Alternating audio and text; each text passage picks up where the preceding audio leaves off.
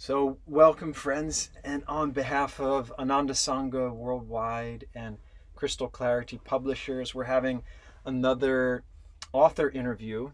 And today, our special guest is Nayaswami Durga, one of the founding members of Ananda, leading pilgrimages to India for over 20 years. Most recently, Durga and Vidura helped lead the meditation retreat, the first property that Swami Kriyananda purchased back in the 60s. And we're having this discussion today because Durga has been instrumental in the creation of a couple of Crystal Clarity books. Most recently, one that was republished called Thank You Master, where direct disciples, three different direct disciples, remember Yogananda as their guru, and also another one called Shaped by Saints. So, Durga, welcome. It's great to get to spend time with you. Thank you. I'm very honored that you called me to do this, because it's been such a joy to be able. I'm not really the author of these books. I just compiled the information from little books we had published many, many years ago. So it was my dream to pull together Hari Krishna Ghosh, Master's nephew, his little book, and Meera Ghosh, the woman that Yogananda found for his nephew, the wife for his nephew, and then also Peggy Deitz had written. She was a direct disciple, lived at Mount Washington with Yogananda for many years, and they were all just little books, and then they all were out of print for many years. So it's always my hope that we combine to one people and get it published, which is fantastic. I'm very, very happy about it, because these are such dear stories about Yogananda, but not just stories, but these people lived with him and knew him and loved him and were inspired by his life. And so to have that available for other people to be inspired and find out other things about him that we might not have known otherwise. So it's thrilling for me that this book's Thank You Master has now come out, as well as Shaped by Saints, which is probably another topic altogether, but it's another book that another direct disciple wrote about his guru, Paramhansa Yogananda. So anyway, I'm thrilled. Yeah, well, we're thrilled to have you here. I just reread Thank You, Master, and I want to thank you for Yeah. helping bring that back into publication because I had read it many years ago, but just one charming story I recall from Peggy Deitz, how Yogananda said that she had raccoon. She looked like her eye Yeah. looked like a raccoon, and he called Yeah. Raccoonita, right? I believe it Yes. was, and Yes. made a little cartoon Right. of her like just 10 days before his Mahasamadhi. To me, that was such a charming Yeah. story, and just of how intimate he was with his disciples. Yes. How, I was yeah, thinking the other day, this doesn't really have to do with the books, but this thought, because we talk so much about meditation and service and satsang as being our path. And I was thinking laughter is so much a part of our path. And to stay in that joy is very, very important on this path. And Peggy, of all three of them, really brought that out, and Master with her, yeah. because he could play with her that way. And so Yeah. it really comes out. I So had never read her poetry before. I didn't realize she yeah, was such a prolific yeah, writer and poet. And there's one that struck me. Geez, I don't have it here with me, but it was called "The Worm," and it was like delightful. She had a delightful sense of humor. delightful. And there's a beautiful video. I don't know if everyone knows about it, but in 19, I think it was 75, you probably know, not 75, I'm sorry, 95. Yeah. We brought Hare Krishna Ghosh, not Meera, Mm-hmm. Hare Krishna Ghosh, his wife, Devi Mukherjee, who wrote Shaped by Saints, his wife, and Peggy Deitz and two other direct disciples to Ananda. And she tells so many stories about her life and Hare Krishna too. But so we have this beautiful recording of them live that people can get. So is that still, that's available on YouTube, isn't it, I Durga? believe it is, And we'll yes. put that link in the body of the description of Yeah, this YouTube so it's people can refer to it. yeah, and Bob Raymer, who has wonderful stories about meeting how these people met Yogananda or met disciples of Yogananda is wonderful, because everybody, if you're in a satsang with people from Ananda and you say, how did you come to Ananda? The stories are unique and delightful and almost unbelievable. How, you go to a store and then boom, you're this person or this person or this person. Swami Kriyananda goes to a store and he overhears somebody talk about land, goes with them to see this land, and that's how Ananda property was born.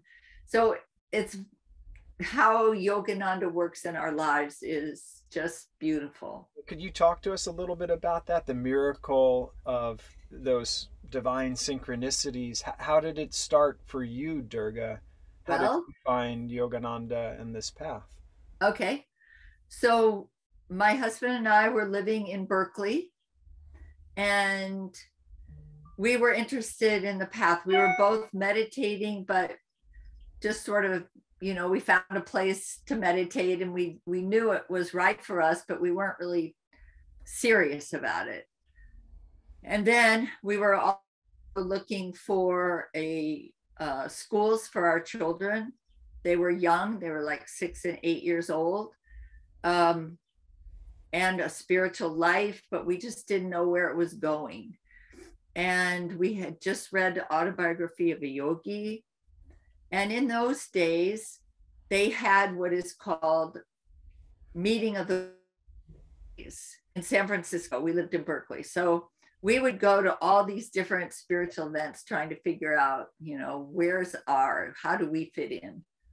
And we went to this one, San Francisco.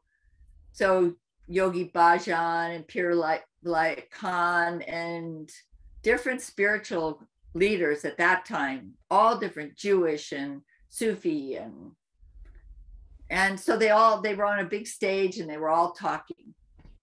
And somebody in the audience, there were 1,000 people there. It was mobbed.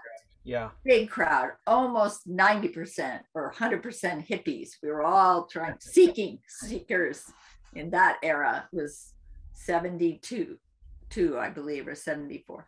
Anyway, so somebody asked in the audience, and Swami Kriyananda was up there on the stage, can you meditate and do yoga and still smoke dope? And nobody would answer it but Swami. None of them wanted to lose their following. Nobody wanted to touch it. So Swami answered it. And in such typical fashion, Swami Kriyananda said, yeah, you can if you want, but you won't really get as far as you're wanting to get. And we thought, here's somebody. So anyway, afterwards we went up they all had a booth outside with their, people. And those of you who know Ananda people, it was Keshava, Keshava, who lives now in India with his wife, heading up our center in Delhi, right. And Anandi just passed away, but was instrumental in Ananda's first years. And they were showing a slideshow, and we liked it. So we came up to Ananda. We loved it. We spent a week at the meditation retreat and moved there a couple months later and never left. So that was in 1974. And just an amazing life. Pardon me? You just knew from meeting the people and feeling the You know, it was I don't know about Vidura, but for me, we drove up. It's sort of a long drive. We got up to the area and it was dark. And those of you who know Jackass Flats, which is the road leading up to the retreat, we decided to spend the night there because we didn't know where we were. And we had a van, so it was easy for us to spend the night. And then and as we were driving the next morning, I said, this is home. Wow. And I was following another teacher, not seriously, but he was guiding my life. And I'll tell you this great story. So I was with this other teacher, and after being there for about a week, there was a young man there who didn't stay. But I said, I'm really confused because, I'm a loyal person and I've got this other teacher, and now I feel like this is my home and I don't know what to do. How do you ever come to grips with that? Switching teachers? I mean, you don't just do that. And he said something very important. He said, all the spiritual leaders, great spiritual leaders, work together to bring you to where you need to go. So he said to me, there's no problem there. Your teacher, your guide now has brought you to where you need to go. Wow. And that just erased all the anxiety that I had. And it was right. And sometimes people come to Ananda just for inspiration. They'll come for a weekend. They'll feel inspired and they'll go home. Some people come for a few years and then they feel like it's time to move on. And some people come to Ananda and never leave. And that's our story. Wow. We raised our children here. They went to Ananda schools. They both got into great colleges. They have made a really good start in their life. They love Ananda. They love the path, but they're following a different one. But it's so nice because they're following their own dreams. And I think that's a very important part of Ananda, not to proselytize, not to say this is the way, but to take you to where you feel freedom, where you feel the love of God in your life. And it can be very different for different people.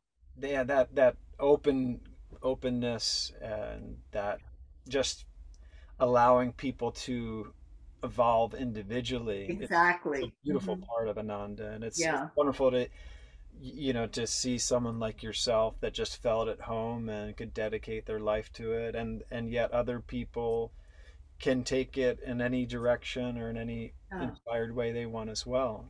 And I think coming here, because it is so inspiring and so beautiful, that they all gain something. I would say it would be an unusual person that wouldn't gain from being here, whether they're here one day or, and Swami often would tell a story about people coming, and at the end of the weekend, there's more light in their eyes, there's more beauty, there's more relaxation, just because they're enveloped in this love. And so, this work that Ananda's doing, what you're doing down there, very important for the planet right now. Yeah, the world needs light and love more than ever. So how, Durga, did you get acquainted with Hare Krishna? I know he's one of the first, I think it's in Thank You Master, he's sharing the first account of his experience as a disciple of Yogananda, but maybe you could tell us a little bit, because I know you and Vidura led pilgrimages for many years to India, how you met Hare Krishna, maybe for those who don't know, who was he? Okay. Yeah. Well, we had the karma to go. I mean, originally, again, for those of you who know Ananda, originally Swamiji Kriyananda had asked Asha and David Praver and Shivani and Arjuna Lucky to lead the pilgrimages to India. That was in 1986. But he also wanted Shivani and Arjuna to start a work in Europe. And they didn't know it till, at the end, right before the pilgrimage. And so Asha and David asked us to go. And then we had this whole thing about, well, shouldn't different people lead every year because give people the chance? And then the leaders at that time just felt that no, once you get leaders and they understand India and they meet Master's family, that we should keep that continuity going. So it was our really good fortune. Wow. And so we were the ones for a long time, and then other people started doing it. But that was in 1986. We took our first pilgrimage. The only one who'd even been to India was David Prager. Asha, Vidura, and I'd never been, but we had a real connection with India. We loved the chanting and the folklore and everything, you know. And our gurus came from there, so we were pretty excited. And then Swami Kriyananda helped us plan the itinerary, where to go and who to meet. And of course, he knew Yogananda's family. He had met his brother and his nephew. And so he wanted us to go there, of course. So anyway, we went to Kolkata, and we went to Yogananda's house at 4 Garpar Road, right, where Yogananda grew up. He actually moved there when he was 11 with his family, and they got this house, wonderful house. And so we went there and met him and his wife Anjali, just a very deep, sweet lady. And Hare Krishna started telling stories about his time with Yogananda. And we got to meditate in the room where Yogananda gave his family Kriya. That was in the living room. And then you go upstairs and you can meditate in the master called it his attic room, right, which is just another floor up. And we got to meditate in that same room where Yogananda said, I found God, where he had all the saints come to him in different times. And then we started doing discipleship initiations in that room. Was just so special. And then a fun thing about Hare Krishna, and I can tell you more, he was the son of Master's brother, Sananda Ghosh. And he would, I don't know if this is typical Indian thing or whether Hare Krishna is very shy, very quiet, very calm person. When he tells stories that are fun, he gets really joyful, but otherwise very calm and quiet. And he would say to us every year, after that, every single year, and it took him 4 years to tell us about Meera. Every year he'd say, would you like to meet another member of Master's family? And we'd say, yes. Yes. And then we also met Sri Teswar's, I think it was her, I don't know if it was, I doubt it was his daughter. It must have been his granddaughter. Would you like to meet her? Yes. And then finally, I think it was in 1986, 1990, he said, would you like to meet another man? That was Meera. Oh, wow. And yeah, I don't want to tell you all the stories because it's very complicated, but we went to her house in Sarapur, and she was, Vidura would call her gulab jamun, which is about as sweet a sweets as you can make in India. Oh, solid sugar. She adored Vidura. There must have been some kind of past life, well, maybe with all of us, but with him, she would put him on her lap, and he was not feeling well one day, and I've got pictures of her just stroking his hair, and just enveloping her in her love. And they were living in a very bad situation. So eventually, I think in 1995, Ananda bought them a very sweet house that they had found, and then they moved there. But she most of the time stayed in the old place because it was part of a house that Master had given to her.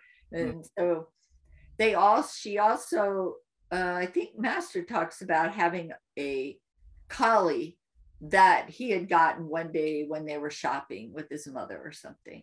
And they have that collie in their house. And they created a meditation room with that as the focus. And anyway, she was beautiful soul. And so I believe it was her granddaughter who urged her to write her stories.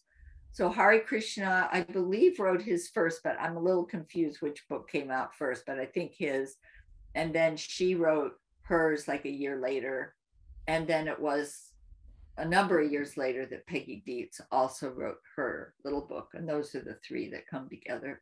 Wow, that must have been such a incredible experience for you and Vidura to meet these great souls that were direct disciples of Master. Were there any stories that stand out in your mind from Hare Krishna or Meera and Peggy, ones that... Well, all the stories, and Hare Krishna, every time you'd go, every year we would go and we would hear, he would tell the people that we had brought, always told the same stories. That was just like a little recording in his mind. But from his lips, they were like new, but he is like a recording. He just knew it. And he met Master when he was 15, when Master Yogananda came back to India in 1935. Okay. So anyway, to put into perspective, Yogananda left India in 1920, came to America, stayed in America and did his work until 1935. And then he went back because his guru said, I'm not going to be alive much longer. If you want to see me, come. So he went back there. And it was at that time that he met Hare Krishna, who was his nephew, his brother's son. And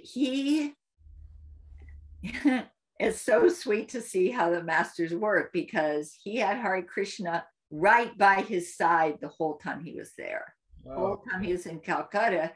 So I believe, so he could tell the stories, because they would have been lost otherwise.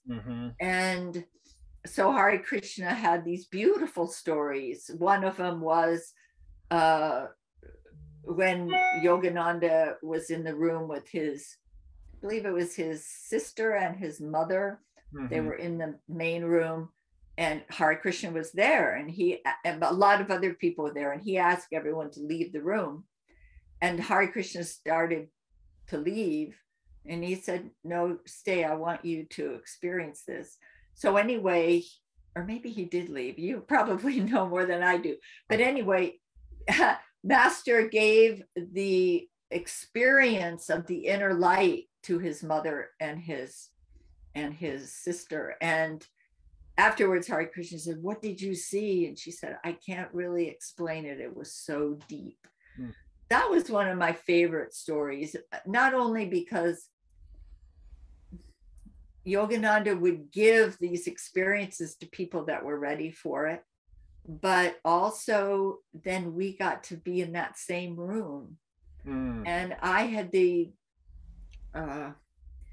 honor of, there was a little couch in that room, and Hare Krishna would sit there, and then I would sit there next to him because I was the one leading the chanting. So I would have the harmonium. And those are some special moments for me, as well as going up to the meditation room, giving discipleship to the disciples, sitting where Master sat when Kali and different people would come to him in vision. Another very beautiful part of being in that house, when, I don't know, it was after a couple visits, and you walk in the front door, and then you go up these steep steps, because I think you've been there, up those steep steps. Well, when Master went to live there when he was 11, he had 7 brothers and sisters. They weren't all there because, they had gone on or married or whatever, but a lot of them were still there. And some of them, his little brother was like 2 years old or 1 year old or something when he moved there. So when I was walking up those steps, in my mind was just watching all these kids running up and down these steps. Yeah. Kids are, and so I could just envision all these children having so much fun in that house. So the other experience that we had in there is they would feed us. And in India, for anybody that's been there, you know, it's such an honor for them to feed their guests. The guest is God in India. Yeah, the guest is God, exactly. And so after we would meditate and have these discipleships and chant, then we would go into their dining room and they would feed us. Most of the time it was sweets.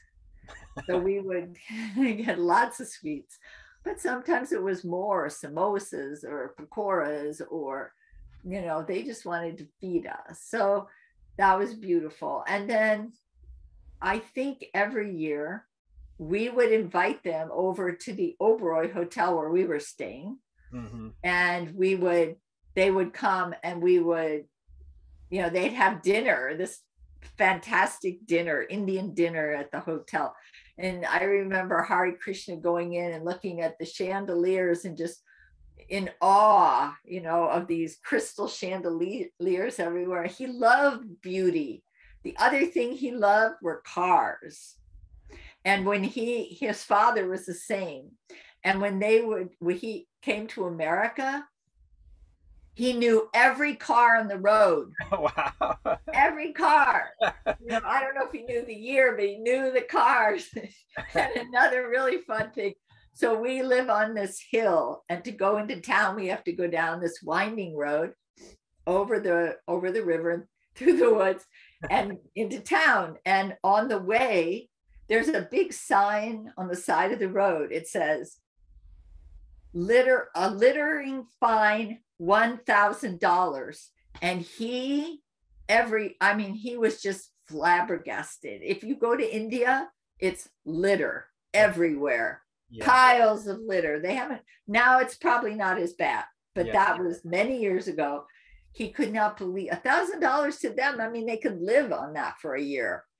And so he couldn't believe it. That was one. The other thing that Vidura did when they first came to America, Vidura wanted them, I wasn't there for some reason, and he wanted to give them all these experience. So they went to a dog grooming place.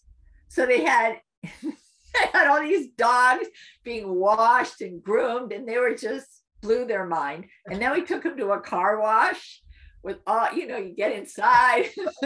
So we had a lot of fun with them, and they, you know, they just loved it. It wasn't, you didn't get the feeling like, oh, I really wish I could be in America. Not at all. They just enjoyed it, but they wanted to be back in India because India is so holy, and they knew that. And so there was no problem with that. So it was just very accepting, appreciating. We had beautiful, big events when they came, many, many hundreds of people. They got to, and Anjali has a beautiful voice. She would sing. It was Hare Krishna's wife. Yeah, his wife.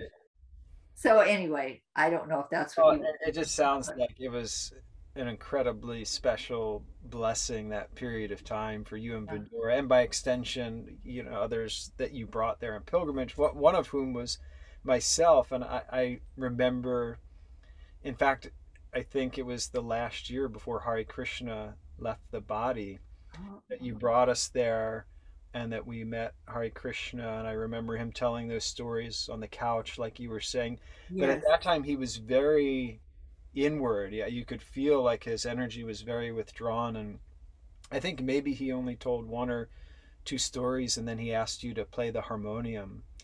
But I remember feeling so blessed just being in his presence. Yeah. And if it was the year before he died, Anjali wasn't there anymore, because she died. I think he lived another 10 years after she passed. And she died right in front of the meditation room. Wow. their master's meditation room, because they lived in that house. But yeah, Can you tell us about that? Do you know? I can't tell you too much, because that's all they told me, was that she was standing there and then she left her body. Mm. She was an extremely deep devotee. She had a vision of Master. He came to her and said, "Do you know me?" She had never met him. "Do you know me?" And she said, "Yes, you are my guru." He said, "Good." And that was it, you know. So that family, very spiritually inclined, all of them. Oh, there's so many stories about the family. And, you know, at some point we're going to do an audio of this book. In fact, we've already recorded it, but I guess now there's some problem with Amazon, and if they're going to take our recordings. No, we're going to get that sorted out. Don't worry. It's going to get. Yeah. No, but I was going to say Hare Krishna's granddaughter is the one who does the recording for Meera. Oh, wonderful. Yeah. And if we can hold on to it. And Anandi Cornell's the one who does Peggy Deitz.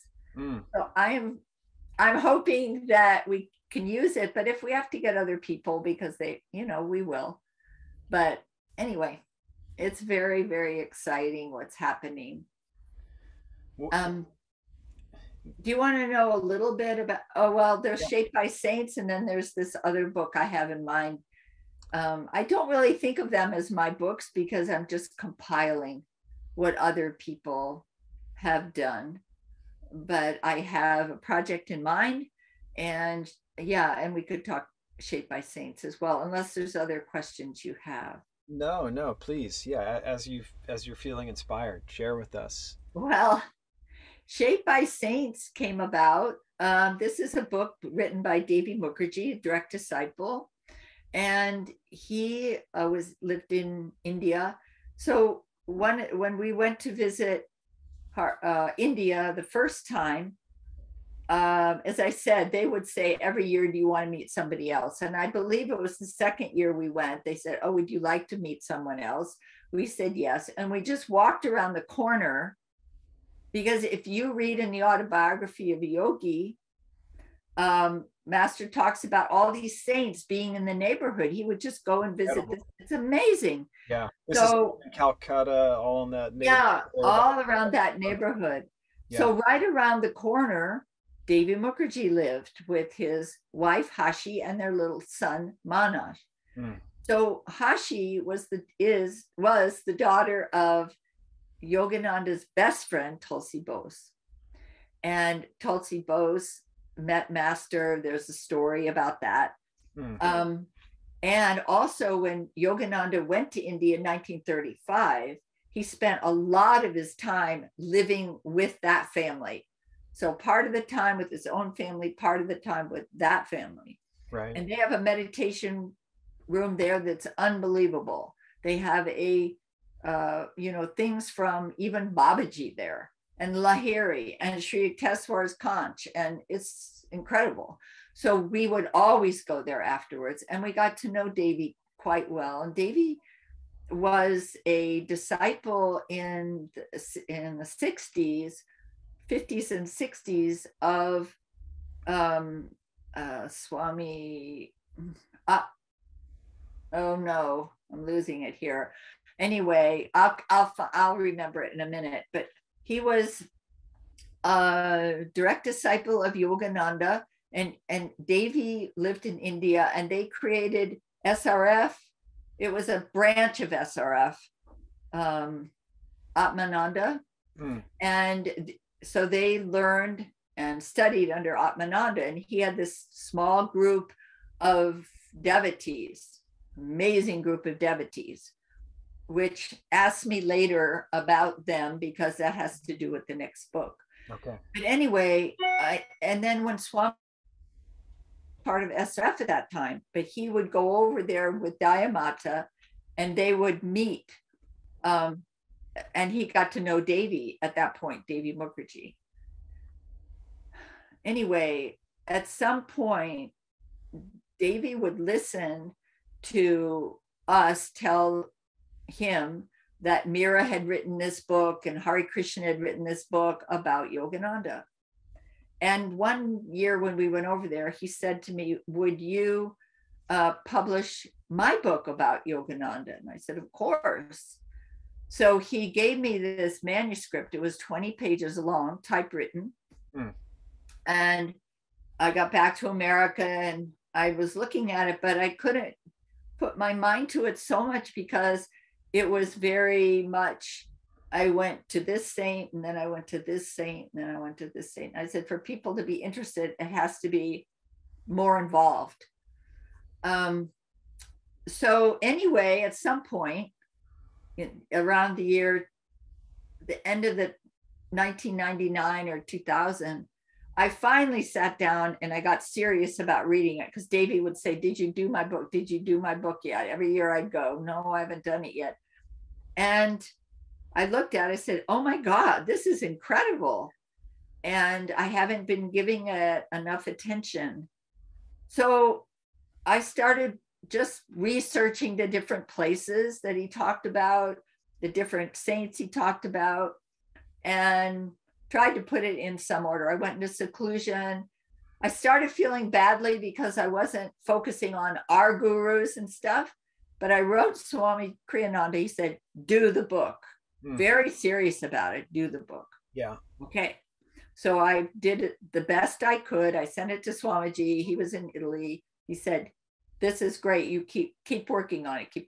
And then he started getting involved and I sent it to him to edit and he started editing it and he wrote another chapter for it. And I didn't have any idea he was so interested in it, but even after it was published, he was so happy. Yeah. And I found out how close he was to Devi Mukherjee and the friendship was so deep. So even putting energy into it, all these other things came about. So Devi's book, Shaped by Saints, Devi's first title for that book was something like God came to me in different saints or something like that. And I said, well, what about the saints that shaped my life? And then I gave to Swami. So Swami said, what about Shaped by Saints?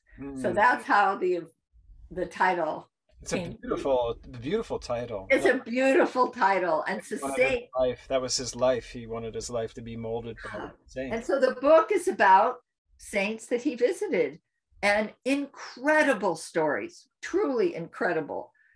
Swami would talk about them in classes because they were so wonderful. And so anyway, finally, I think it was 2000, the year 2000, finally, Crystal Clarity published the book. Right. And I think Nirmala created the cover for it and it came out in India and all that. But then it's been lost because they had to put their mind to Swamiji's books. So it just was not in print for ever. And now I believe we're going to get it printed. And also there's a wonderful man in India, a Dr. Ditya, and you know him. And he, I think on a walk one day, I was walking with Anandi actually, and I said, I think Aditya is the one that should read this. He does an incredible job. I always felt it should be an Indian, Yeah. And so, so it's a beautiful book, all in the Himalayas. Davy just wanted to spend his time in the Himalayas. So all these different people that he met. And any stories when you would go and visit him there at Tulsi Bose's home with Hashi that Hashi would share that Hashi would sing. She would mostly sing. She didn't talk very much. He would, with the room that we were in as a group was there, also their living room. And there was this big oil painting of Krishna. And it was a painting that... Yeah, who did that painting? Was that Tulsi's father. Tulsi's father. Mm-hmm. painted that, and it's the original. I think since then it's been touched up, but yeah, it's beautiful. Stories. No, it's mostly stories of, like, he would tell stories of Swamiji, or he would tell stories of master coming to their house and meditating there. And they have posters of different saints on the walls. One was of Kali, and he said that every day that master came, that Kali would come alive. Wow. So that poster's there. So just the whole house, and all the walls are full of pictures of saints. And who was there with Master, with Yogananda Durga, when he went back in 1935, 36? So Dayamata's brother went. Right, Richard. Richard Wright. And Tulsi Bose was still alive then, and he was there? Tulsi Bose was still alive. And you can see pictures. There's a picture people would, when Yogananda first came, they did kirtan in the streets, and Tulsi's in that picture, some other pictures. SRF doesn't talk about him very much. You don't get much from them, but you get a lot from this book. And just the closeness of it and how dear their friendship was. A little bit about Tulsi Bose and who he was and what he meant to Master.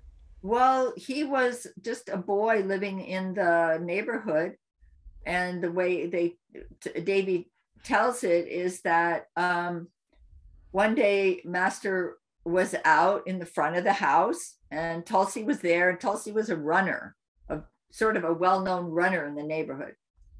And Yogananda, who he didn't even know, went up to him and said, "You're Tulsi Bose." He said, "How do you know me?" Blah, blah, blah, blah. And he said, "Well, where do you live?" And Yogananda said, "I live at Fort Garpar Road." He said, "That's Bhagavati's house." Yogananda's father, he knew Yogananda's father. He said, "Yes, I live there." And he said, "Well, I would like to race you." And Tulsi, who was, a really good runner, and Master was sort of not really short, but, he didn't look like a runner, I guess. And he said, "I know all the runners around here. How can you be a runner?" He said, "Oh, let's just go for a run." So they went around, and Master kept beating him. Every lap he would get ahead of him. He couldn't figure out how he could possibly be faster. Master would say, "Come to my house and I will show you why I can run faster than you." And so he came, and he showed him inner light. They became dear, dear friends. And there's different rooms in the house that they had experiences. They were just fast friends. And Yogananda, he was known in the neighborhood by all his friends as the man. They called him, what did they call him? Some kind of monk. Mad monk? Mad monk, yeah. And they were all his friends were always trying to find a new saint that he had never met before, and they would get so excited, and he would always know them. He'd already been there. And anyway, they really shared a lot together. And yeah, he spent a lot of time at that house. And so when he went back in 35, he spent a lot of time there. Yeah.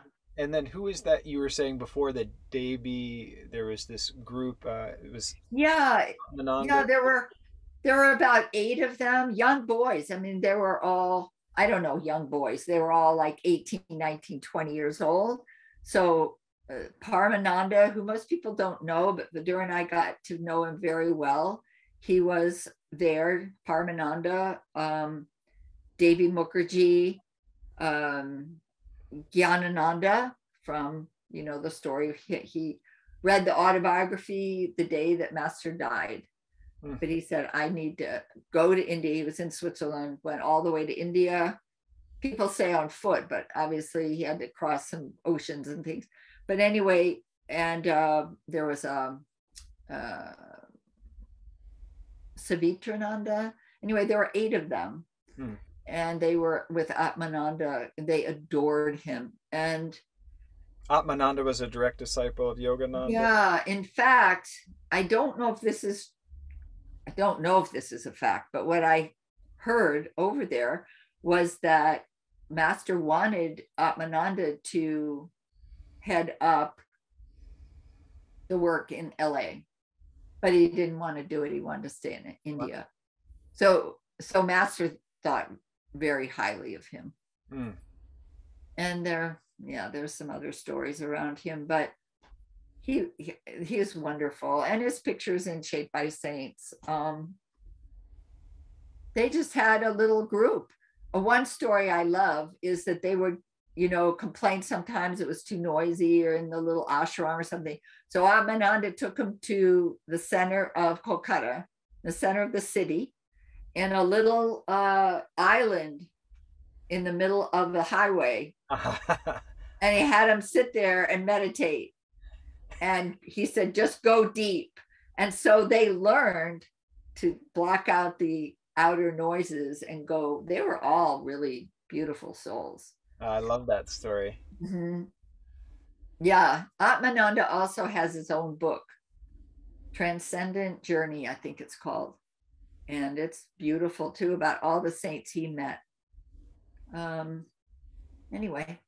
Wow. So it really sounds like through, this connection, and when you started going to India, meeting Hare Krishna, and then Devi, Meera, Ghosh, and everyone, that you just got drawn into that world, all these saints that Master met in that area of Calcutta. Yeah. I mean,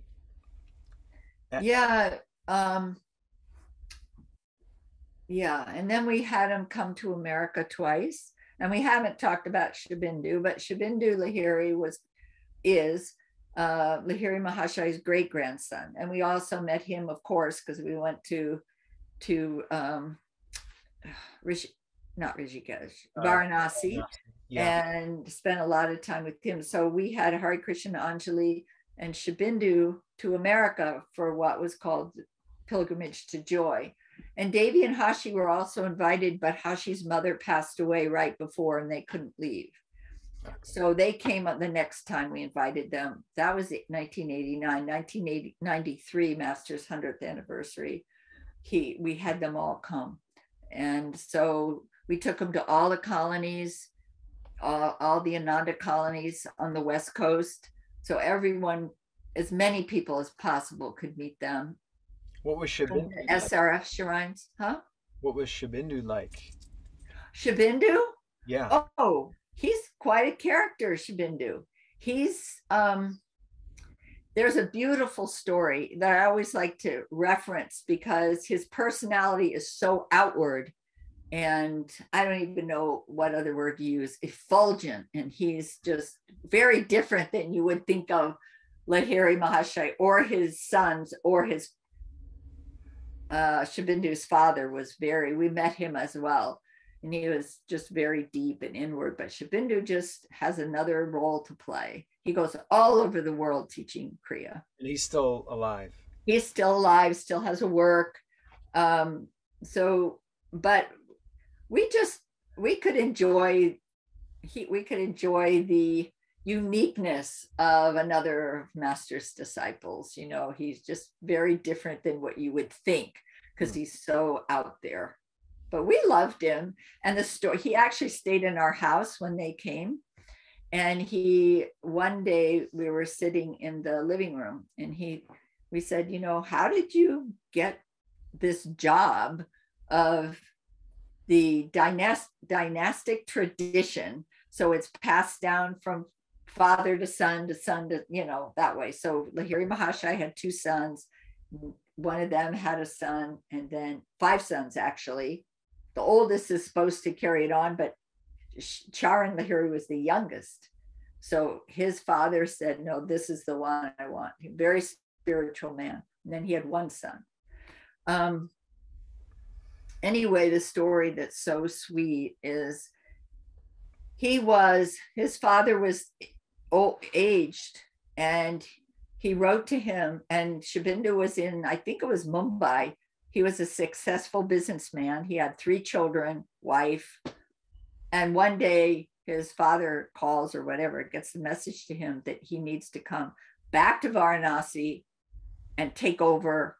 And he was just, he didn't know what to do. He had always been a businessman. He didn't know, but his father said, no, this is what you need to do. And so he did it. But as he was making that journey, he stopped at his sister's house.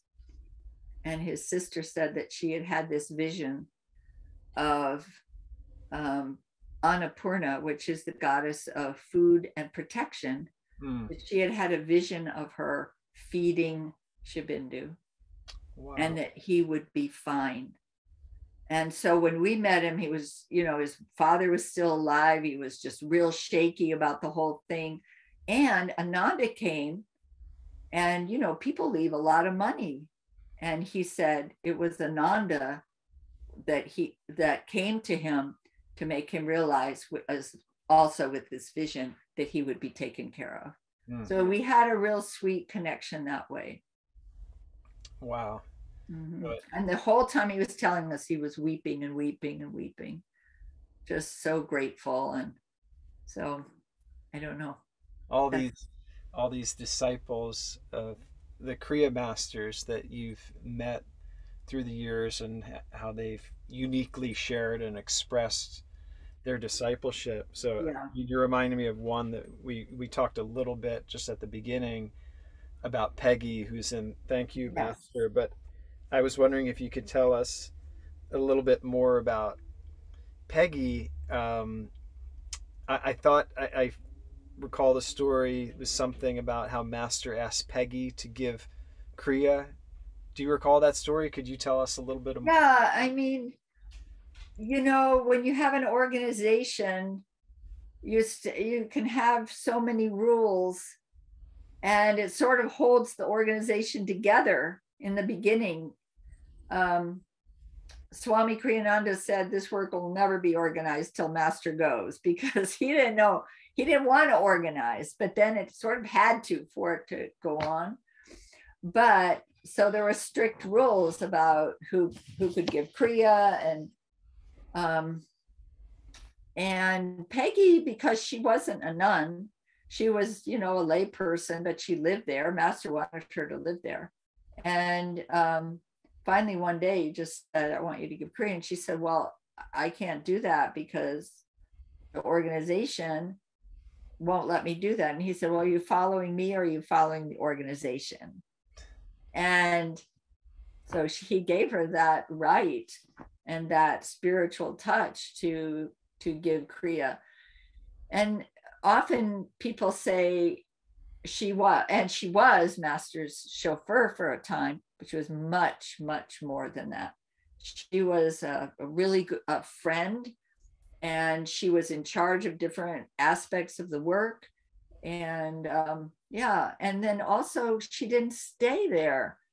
She left and she got married, and it was all in the divine plan. So she also was one of those people, maybe like Kamala Silva, who didn't stay in the groove of what, SRF, and they have that role to play, but those people didn't stay in that groove. They had their own work, their own life to live in a different way. Yeah. And it's like we were saying earlier about Ananda, it's one of the beauties of Master that he saw people for who he never put anyone in a box. Yeah. So they were free to grow in spirit and inspire other people too. So so SRF has their role to play, and Ananda has our role to play, and it's wonderful. It's such an inspiring story just to hear how Master related to each person individually and tried to, draw them out, their unfoldment. I was wondering, Durga, maybe if you could, because Swami Kriyananda, of course, with Ananda and your experience of helping Ananda grow into the community it is today, Swami had that consciousness of people are more important than things. Exactly.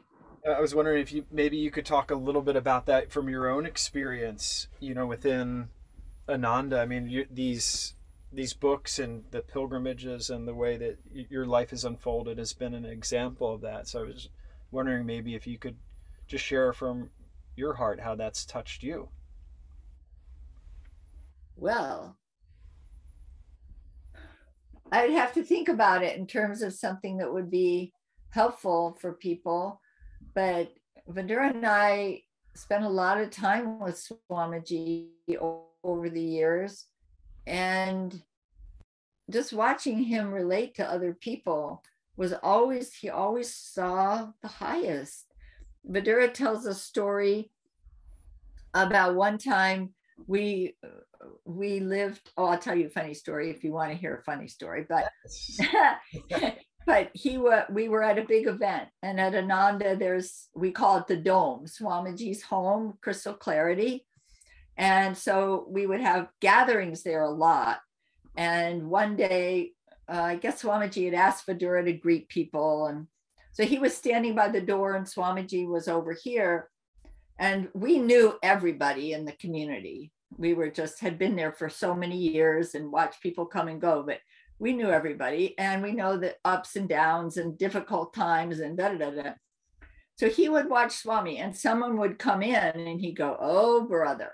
Vidura would say, "Oh, brother, what's Swami going to do now?" And Swami would just be, "Hi, how are you? It's so good to see you." And sincerely, because he's relating to the highest in people. He's not relating to the mistakes. He's not relating to what they had done to him. You know, people weren't always kind. And it really stayed with Vidura. He tells that story often because it meant, it really struck him, and also always an example. But what was I going to, oh, I'll tell you, you want to hear a funny story? Yes. So it's nothing to do with the books, but it's Swami. So we're in this lawsuit. Everybody knows about the lawsuit. We were in a lawsuit for 12 years. And during that time, Vidura and I lived over at the Crystal Hermitage in one of the little apartments there for 7 years. And then Swami had to go to Italy, but he didn't want to leave his apartment empty. So he asked us to live in his apartment. So we didn't want to live with his stuff because we didn't want anything to happen to it. So we emptied out his apartment. Different people took different pieces of furniture. We moved our furniture in. So we were there for a year. And after a year, Swami hadn't come back. So I said to Vidura, "Do you think he's not coming back because we're in his house?" He said, "I don't know. Why don't you ask him?" So we called up. He's in Italy. We called, "Hi, Swamiji, da, da, da. Are you not coming back because we're living in your house?" No, it's just fine. It's a good place for you to be. I said, "Well, there's a house on the market." Maria Warner actually was in charge of housing. She had just called us, said, "If you ever want to leave, there's this nice little house." So I said to Swami, he said, "Oh, I don't know if that would work for you." He said, "No, it'll work for us." He said, "Well, I'll think about it." And I said, "Okay." 1 hour later, he calls. He said, "I'll be there in a week." In a week. So we had to find all the furniture. We had to move the guy out of this house where we still live and move in, get all our stuff. They wanted to clean the carpets. They wanted to paint the whole apartment. And in 1 week, it was all done. Swami arrived. And it's so, yeah, I'll be there in a week. He must have talked to the people that were there. But he never wanted to intrude. He never wanted to say, you know, "You should do this for me because I'm the leader." Never like that. Yeah. So kind, so thoughtful. And of course, we loved having him back in the community. So, It's touching. It's a simple but very touching story of how he worked with inspiration and worked with individuals. Yeah. Well, Durga, this has been an absolute delight. We could go on. I know you have so many stories, but can you remind us again the names of the books for? Of course. Read them. So the one that just came out. Yeah. I don't know if you can see this or not. Yeah. The one that just came out, "Thank You, Master." So it's the little booklet, the Stories of Yogananda by Hare Krishna Ghosh, Master's nephew, Meera Ghosh, the wife he found for his his master's nephew, his oldest brother's son, had passed away, and so it was up to him to find a wife. That's Meera. And Peggy Deitz, who was a beloved disciple, lived at Mount Washington for a long time. So that's thank you, Master. And then Shaped by Saints, I don't know if it's going to have the same cover, because that's up to somebody else, but wonderful book of Devi Mukherjee's. It was an absolute delight to get to share this time with you. Thank you so much. And we'll put all the links to the books. Thank you, Master, Shaped by Saints. And we'll put the link to that special celebration that you mentioned with Hare Krishna and Anjali and Bob Raymer and everyone as well. Thank you so much, Durga.